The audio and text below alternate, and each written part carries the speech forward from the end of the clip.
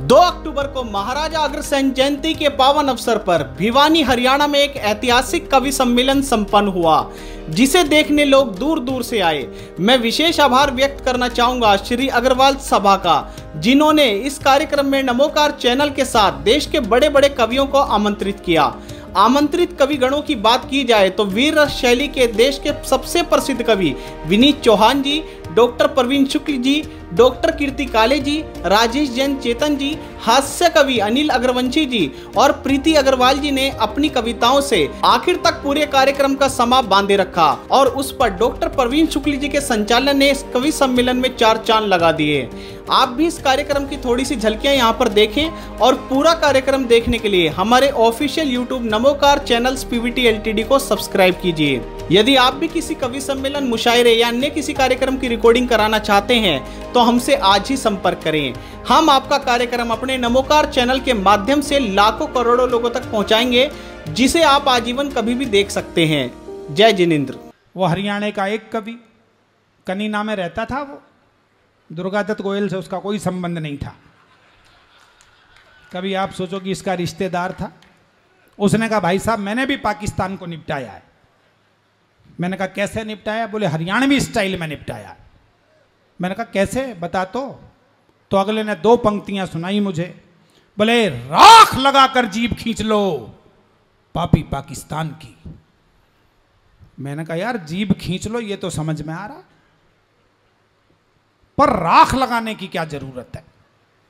बिना राख के ही खींच ले। हरियाणा का था। बोले भाई साहब इसका कोई भरोसा नहीं है, बिना राख के स्लिप मार सकता।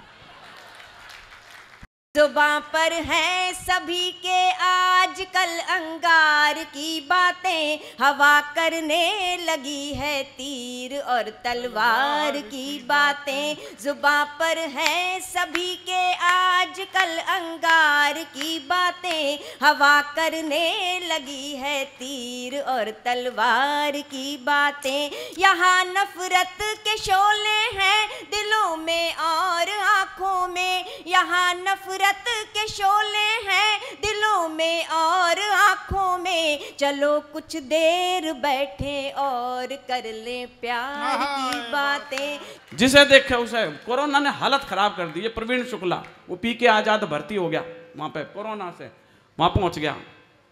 अब इतने रात के टाइम किसका मोबाइल आ रहा तेरा? इसके लुगाई पे फोन है नहीं पड़ा, किसके देख रहा फोटो? वो तो पिलखवा के, तो भाई बहन दोनों ही पिलखवा के हैं ये। इनके तो रक्षाबंधन में घर पे मंजा ताली बजाओ इस आदमी की, मैं सारी हरकत जानता हूँ। हाँ, और बजाओ के हमारे यहाँ तो थेड़ी पीटिया करे, एक बार पीट दो। किसान आंदोलन चला, फूके बैठे सारे किसान मोदी से, बिल्कुल फूके बैठे। चाहे हरियाणा देख लो, हमारे बागपत बड़ौत में देख लो, जी फूका पड़ा उनका। और जो कुछ काम हो मोदी। वो पहुंच गया स्कूल के अंदर, कोरोना में छुट्टी तो वैसे हो रही, बालक तो वही ना दिखे। वहां गया वो, कहने लगा मास्टर जी वह गोरी वाली मैडम नहीं दिख रही। अब फूका हुआ किसान देखो, कहना मास्टर जी वह गोरी वाली मैडम दिखाई ना दे रही। कहने लगा जी उसका ट्रांसफर हो गया। अब फूका हुआ किसान कह रहा यू मोदी किसी को खुश नहीं देख सकता। समझ में आ गई तो बजा सको, नहीं पड़ोसी से पूछो। सत्ता को संभालते ही मोदी ने ऐलान किया कि खुद नहीं खाऊंगा और खाने नहीं दूंगा मैं। जब मोदी जी आए थे देश में, आपने कहा सब, आप याद कर दीजिएगा, सबने एक ऐलान किया था। सत्ता को संभालते ही मोदी ने ऐलान किया, ना खाऊंगा ना खाने दूंगा। राजीव जी अगले दिन एक और बयान दिया, घर घर में शौचालय बनवा दूंगा। मैंने कहा जब ना खाएंगे ना खाने देंगे। यह बात देश में 2 लोगों के समझ में आई, एक नीरव मोदी के, एक विजय माल्या के। भाई ना खाएगा ना खाने देगा, अगले पैक करवा के ले गए। पिता के वचन हेतु राजपद त्याग कर वन में गमन किया मेरे प्रभु राम ने। पिता के वचन हेतु राजपद त्याग कर वन में गमन किया मेरे प्रभु राम ने। जटा जूट बांध कर मुनियों का वेश धर लखन सिया को संग लिया प्रभु राम ने। लखन सिया को संग लिया प्रभु राम ने। कंदमूल भोग भोगे मर्यादा से न डिगे।